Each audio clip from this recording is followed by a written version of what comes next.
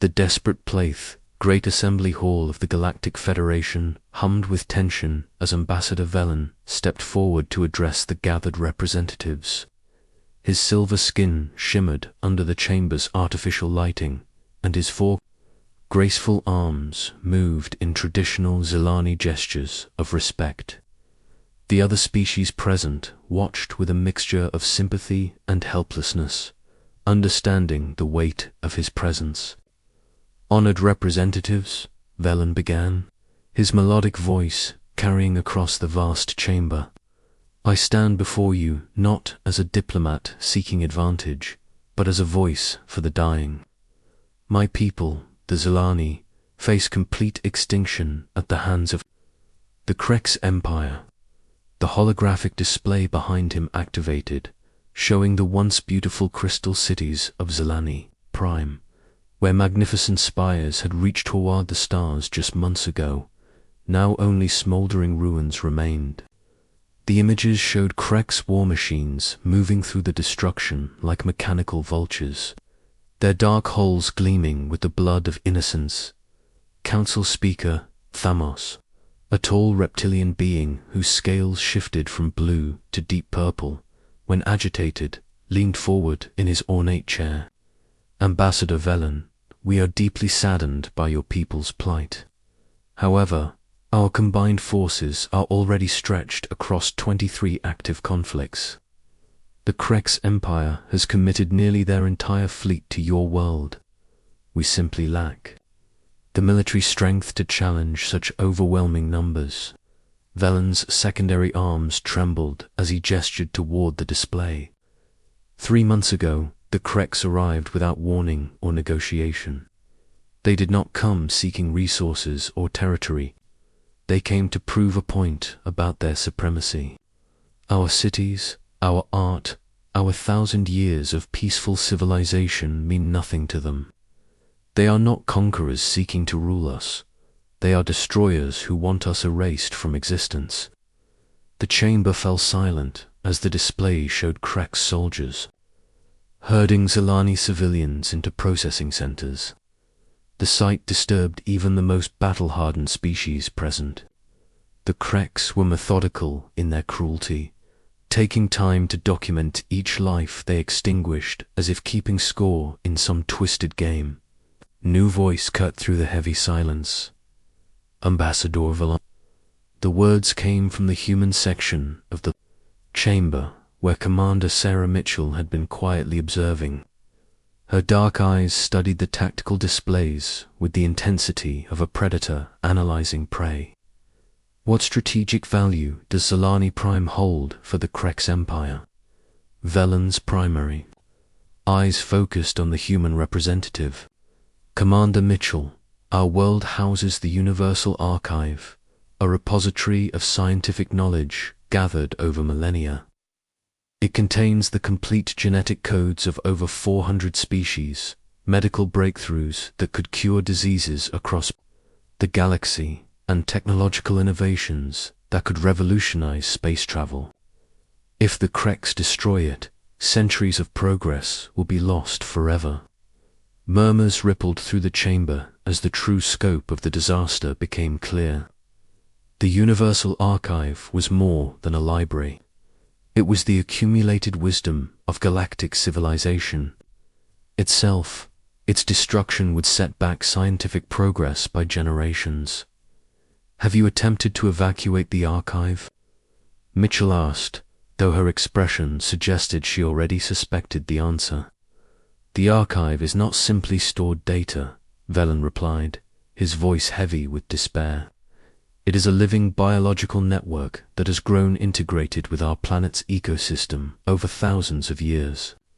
Removing it would be like trying to transplant a forest.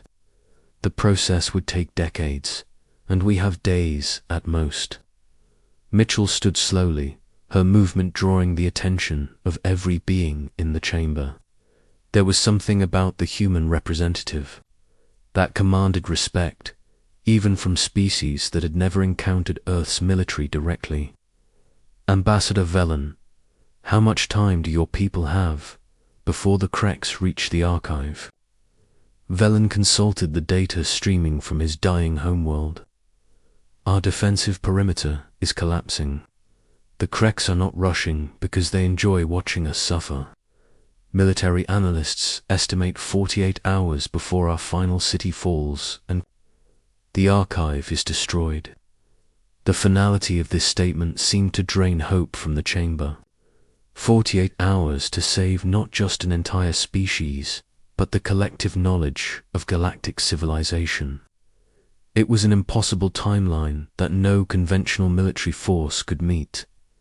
Mitchell stood in the silence, her expression unreadable. When she spoke, her words were simple but carried the weight of absolute conviction. Earth will respond to your request for assistance, Ambassador Velen. The chamber erupted in shocked voices as representatives from dozens of species tried to process what they had just heard. The humans were known throughout the galaxy as the species that had spent thousands of years fighting themselves before reaching the stars. Their reputation for warfare was legendary, but even they could not face the entire Kreks fleet alone. Council Speaker Thamos stood, his scales now deep purple with agitation. Commander Mitchell, with respect to your species' military capabilities, the Kreks have committed over 5,000 ships and 75 million soldiers to this operation. What could Earth possibly send that would make a difference against such overwhelming numbers? Mitchell turned to face the reptilian leader, and for a moment, her controlled facade revealed something far more dangerous underneath. When she smiled, it was the expression of someone who had seen the worst of warfare and emerged stronger. Council Speaker, you're thinking like a civilized military force bound by conventional rules of engagement. The Kreks Empire is expecting to face another traditional military response that follows accepted protocols of warfare. They're not prepared for what we're going to send them. Her voice carried quiet confidence that somehow made her words more unsettling than if she had shouted them. The chamber fell silent again as the implications of Mitchell's words settled over the assembled representatives. They had all heard stories about humanity's history, about the countless wars they had fought against themselves before achieving unity. They had heard whispers about humans, capacity for innovation in the face of impossible odds. As the council session ended and representatives began filing out, Council Speaker Thamos approached Mitchell privately. His scales had settled into a nervous pattern of shifting colors. Commander Mitchell, I have studied your species' military history. I know about your wars, your strategies, your adaptability, but the Kreks are not human. They don't think like you do. They don't fear death the way other species do. What makes you believe you can succeed where everyone else has failed? Mitchell looked at the tactical display one more time, her mind already working through the details of what would need to happen in the next few hours. When she turned back to Thamos, her expression was resolute. Council Speaker, we're not sending a traditional army to fight the Kreks. We're not sending ships or weapons or anything they would expect from conventional warfare. She paused, letting the weight of her words settle between them. We're sending something far more dangerous than any military force in the galaxy. We're sending humans who have spent their entire lives learning to thrive in impossible situations, deep beneath the Rocky Mountains, in a facility that existed in no official records. Dr. Alina Rodriguez sat at the head of a conference table that had witnessed more classified discussions than any the surface on Earth. The room was carved from solid granite and lined with materials that could block any known form of surveillance. The people gathered around the table represented the most unconventional aspects of human problem-solving. Dr. Rodriguez adjusted her glasses as she reviewed the psychological profiles spread across the holographic display. Her specialty was understanding human behavior in extreme situations, and her work had helped identify individuals who not only survived impossible circumstances, but actually thrived in them. She had spent decades studying what made some humans capable of finding solutions where others saw only death. The Krex Empire has perfected conventional warfare, she explained to the assembled group. They overwhelm civilizations with superior numbers and technology, then break their will to fight through systematic destruction. Traditional military responses play directly into their hands because they expect opponents to follow predictable patterns. General Harrison, a weathered veteran whose prosthetic leg was a reminder of the Martian mining wars, leaned forward. So we need people who don't think like traditional soldiers. We need individuals who see impossible odds as interesting puzzles rather than death sentences. Lieutenant Coleman, the youngest person in the room, activated the first set of personnel files. Her job was to coordinate the selection of Earth's most unusual specialists. These were not criminals or psychopaths, but people who had proven themselves capable of functioning in situations that would break ordinary individuals. The first candidate is Dr. Maya Singh, Coleman announced as a holographic image appeared above the table. The woman appeared professional with sharp eyes that missed nothing. Former emergency room surgeon who volunteered for disaster zones worldwide. She's performed life-saving operations in collapsing buildings, during earthquakes, and in the middle of combat zones. Medical records show she performs better under extreme pressure than in controlled environments.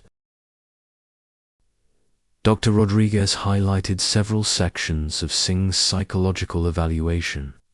She demonstrates what we call constructive stress response. Situations that would paralyze most people actually enhance her cognitive abilities. She's requested assignment to increasingly dangerous medical missions for the past 15 years. The second file belonged to Marcus Thompson, whose image showed a man with steady hands and eyes that seemed to calculate possibilities constantly. Systems engineer who specializes in repairing critical infrastructure during emergencies. He's restored power to cities during natural disasters, fixed life support systems on failing space stations, and solved technical problems that teams of specialists couldn't handle. General Harrison nodded approvingly. What makes him special beyond technical skills? He doesn't see system failures as problems to be solved, Dr. Rodriguez explained. He sees them as opportunities to improve on the original design. Every crisis he's faced has resulted in innovations that prevented similar failures in the future. The third candidate was Captain Lisa Chen, whose file contained enough survival stories to fill a library. The hologram showed a woman with scars that spoke of numerous encounters with death, but her expression remained calm and focused. Former military reconnaissance specialist who spent 3 years deep behind enemy lines during the Proxima conflict. She survived in hostile environments that killed entire teams of specialists. Lieutenant Coleman continued the briefing. Her psychological profile indicates she finds isolation and danger to be mentally stimulating rather than stressful. She's developed survival techniques that are now taught in military academies across Earth. The fourth file belonged to Dr. James Park, whose image showed a man whose eyes held the intensity of someone who had seen too much but refused to break.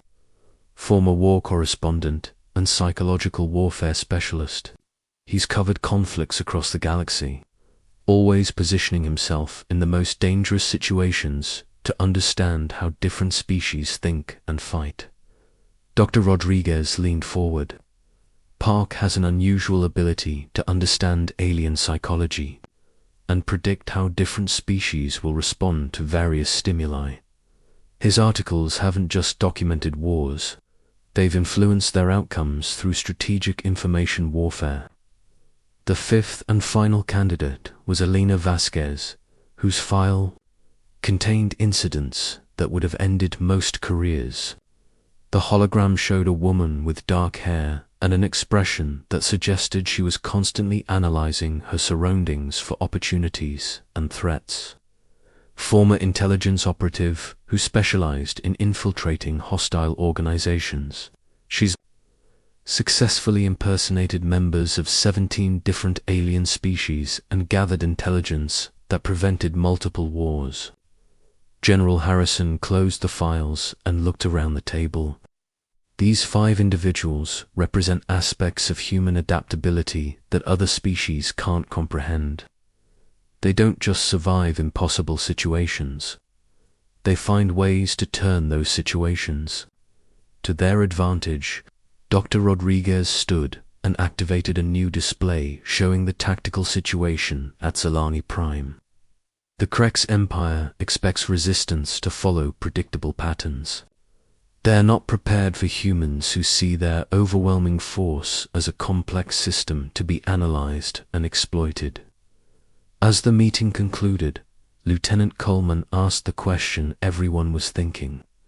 "Doctor, do you really believe 5 people can make a difference against 75 million soldiers?" Dr. Rodriguez smiled, and there was something in her expression that reminded everyone why humans had survived when they should have destroyed themselves. "Lieutenant, the Krex have spent centuries perfecting the art of overwhelming their enemies with superior force. They understand conventional warfare better than any species in the galaxy."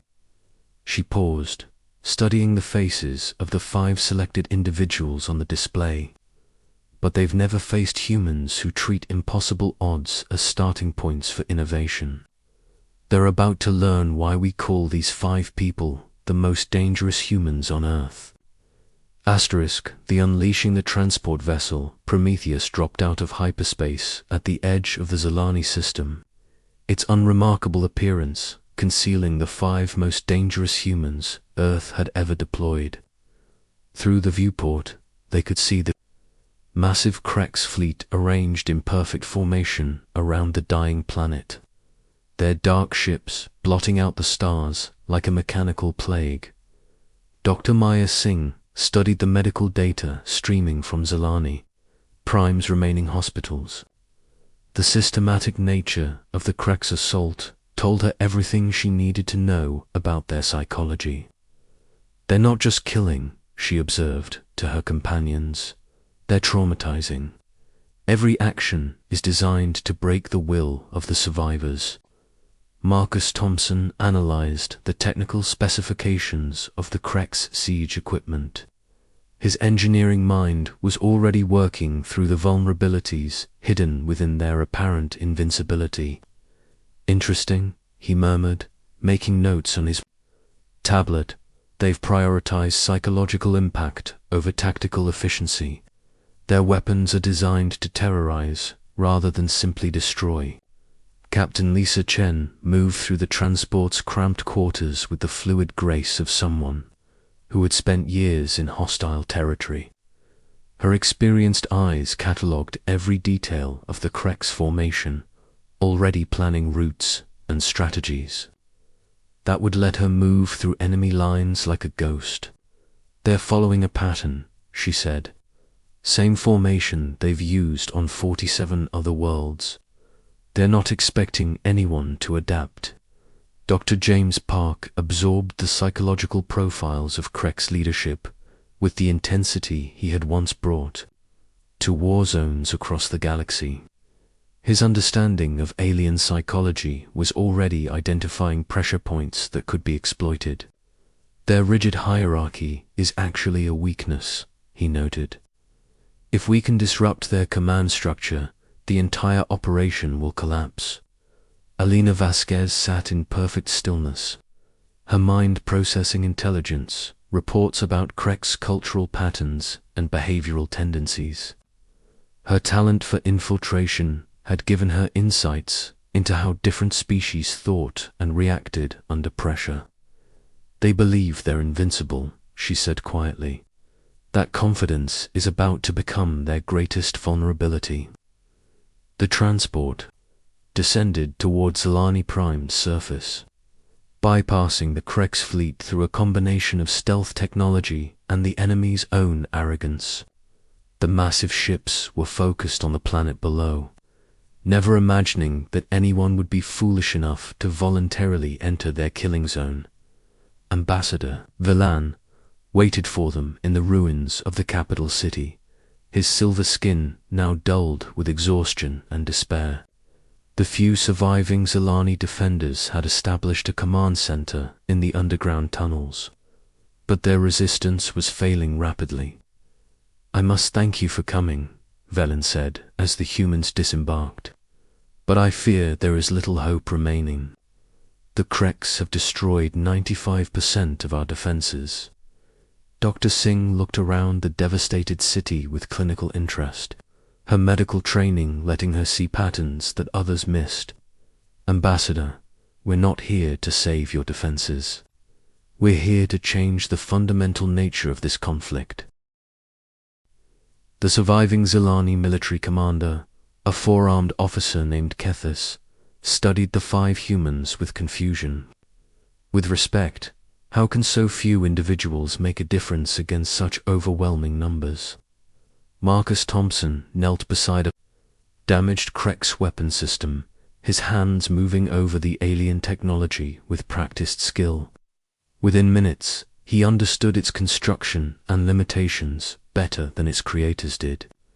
"Commander, your people have been fighting this war like civilized beings following the rules of engagement." That's exactly what the Kreks expected.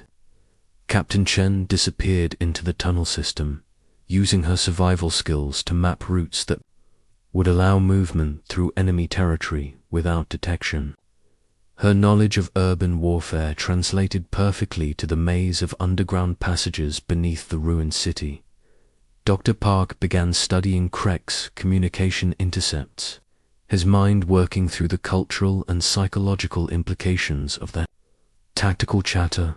He was building a profile of the enemy command structure that would allow him to predict their responses and manipulate their decisions. Alina Vasquez had already begun her infiltration of the Krek's information network, using her understanding of alien psychology to plant subtle suggestions and false data that would cascade through their rigid hierarchy.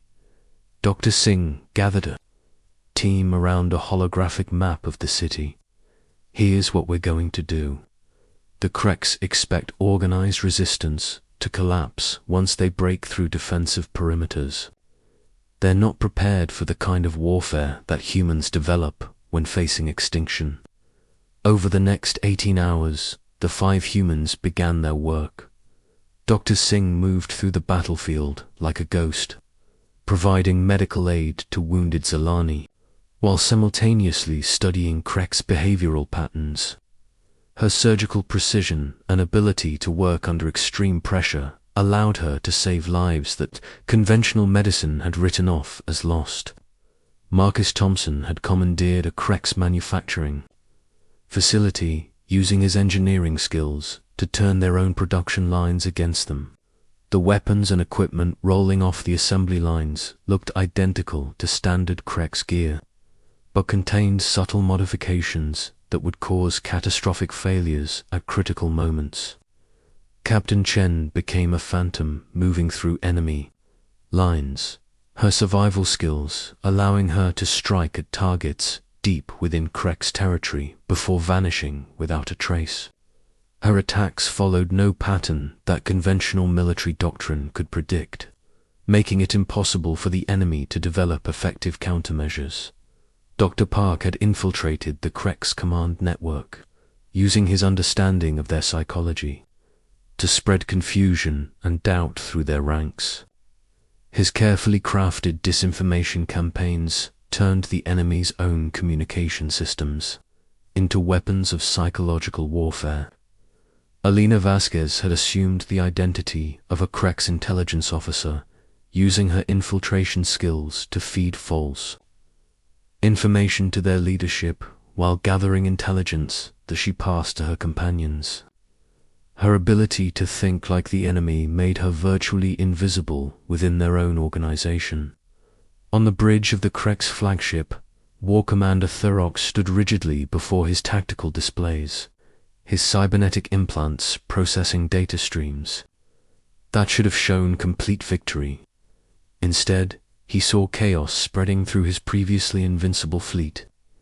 Equipment failures were cascading through his forces at an impossible rate. Communications were breaking down as contradictory orders filtered through the command structure. "Report," Thurok commanded, his mechanical voice echoing through the bridge. His communications officer, a younger Krex whose scales had turned, pale with stress, struggled to make sense of the incoming data. "Sir, we're experiencing system failures across multiple fleets. Our manufacturing facilities are producing defective equipment.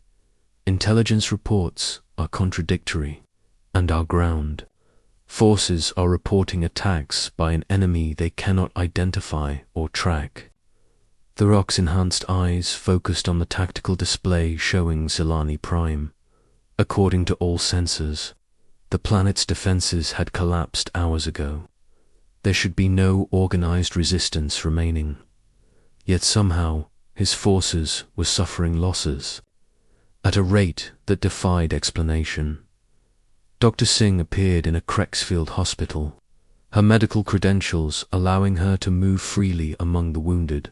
Within hours, she had identified weaknesses in their biological systems and began introducing subtle treatments that would compromise their combat effectiveness while appearing to provide standard medical care. Marcus Thompson's modifications to Krex equipment were beginning to show results. Weapons misfired at crucial moments. Communication systems failed during critical operations. Transport vehicles broke down in strategically important locations. Each failure appeared to be a random malfunction, but together they created a pattern of chaos that disrupted the entire invasion. Captain Chen struck at supply convoys deep behind enemy lines, her attacks so swift and precise that survivors could barely describe what had happened. Her knowledge of Krex psychology allowed her to choose targets that would maximize panic and confusion, while minimizing her own exposure to danger. Dr. Park's psychological warfare campaign was undermining Krex confidence in their own leadership. Carefully planted rumors suggested that the invasion was failing because of incompetent commanders. False intelligence reports indicated that reinforcements were being diverted to other conflicts. The rigid hierarchy that had been their strength was becoming a weakness as doubt spread through the chain of command.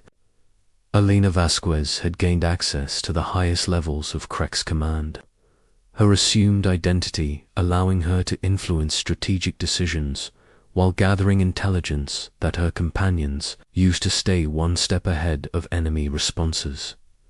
Her understanding of alien psychology made her indistinguishable from a genuine Krex officer. Ambassador Velen watched the transformation of the conflict with growing amazement. The humans had not brought armies or advanced weapons. Instead, they had brought something far more dangerous: the ability to think in ways that no other species could comprehend. They saw the Krex's greatest strengths as opportunities to be exploited, rather than obstacles to be overcome. War Commander Thurok stood before his command staff, his mechanical systems struggling to process the impossible data streams. His invasion fleet, which had conquered 47 worlds without significant resistance, was being systematically dismantled by an enemy they could not identify or engage. "How is this possible?" Thurok demanded. "Our intelligence indicated no significant military forces remaining on this planet. Yet our casualties are mounting at an unacceptable rate." His intelligence officer unknowingly receiving information from Alina Vasquez provided reports that seemed logical but were carefully crafted to increase confusion. "Sir, It appears the Zilani have developed new weapons and tactics that our sensors cannot detect. Our analysts suggest they may have received military assistance from an unknown species.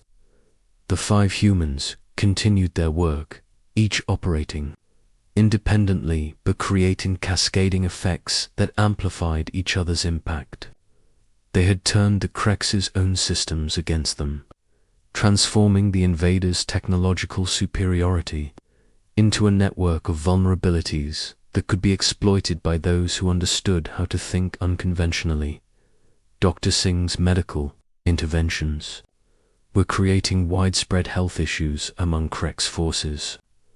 Marcus Thompson's sabotage was causing equipment failures that appeared random but followed patterns that maximized disruption. Captain Chen's attacks were creating paranoia among ground forces who could no longer trust their own security. Dr. Park's psychological warfare was undermining command authority at every level. Alina Vasquez's infiltration was feeding false information to leadership, while gathering intelligence that kept her companions invisible to enemy detection. Within 36 hours, the seemingly invincible Krex invasion force was in full retreat. War Commander Thurok, facing the first military defeat of his career, ordered his fleet to withdraw from Zilani Prime. The evacuation was swift and chaotic, with Krex forces abandoning equipment and supplies in their haste to escape what they could not understand or fight. Ambassador Velen stood in the ruins of his capital city, watching the Krex fleet disappear into hyperspace. The 5 humans had accomplished what an entire galactic federation could not. They had defeated an enemy that had never known defeat. How? Velen asked Dr. Singh as she prepared to depart. How did so few accomplish what seemed impossible? Dr. Singh smiled, and there was something in her expression that captured the essence of human nature. Ambassador, other species see impossible odds as reasons to surrender. Humans see them as interesting problems to be solved. We don't fight our enemies' strengths. We turn those strengths into weaknesses. As the transport Prometheus departed, Zilani Prime, carrying the 5 most dangerous humans in the galaxy back to Earth, the rescued world began the long process of rebuilding. The Universal Archive had been saved, its precious knowledge preserved for future generations. In the Galactic Federation Assembly Hall, Council Speaker Thamos addressed the gathered representatives. Today, we have witnessed something unprecedented in galactic history. 5 humans, armed with nothing but their ability to think unconventionally, have defeated an enemy that had conquered 47 worlds. Commander Mitchell stood to address the assembly. Honored representatives, today you have seen what happens when humanity faces extinction. We don't just survive, we adapt, we innovate, and we turn impossible situations into opportunities for growth. The humans had not just saved the Zilani, they had demonstrated to the galaxy that there were alternatives to conventional warfare, that creativity and adaptability could triumph over overwhelming force, and that the most dangerous weapon in the universe was a human mind that refused to accept defeat. As news of the victory spread across the galaxy, other species began to understand why Earth's representative had been so confident. The humans had not sent their strongest warriors or most advanced weapons. They had sent their most creative minds, their most adaptable spirits, and their most unconventional thinkers. The Krex Empire, shaken by their first defeat, began to question their entire approach to warfare. Other aggressive species took notice, understanding that the galaxy had changed. The humans had shown that innovation and creativity could overcome any advantage, that thinking differently was more powerful than thinking conventionally.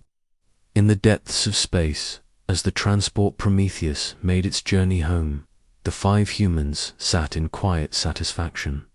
They had not just won a battle. They had demonstrated the power of human ingenuity to transform impossible situations into opportunities for growth and discovery. The galaxy would never be the same. The most dangerous humans had shown that the greatest weapon in the universe was not superior technology or overwhelming force, but the ability to see solutions where others saw only problems, to find opportunities where others saw only obstacles, and to turn the impossible into the inevitable through the power of human creativity and determination.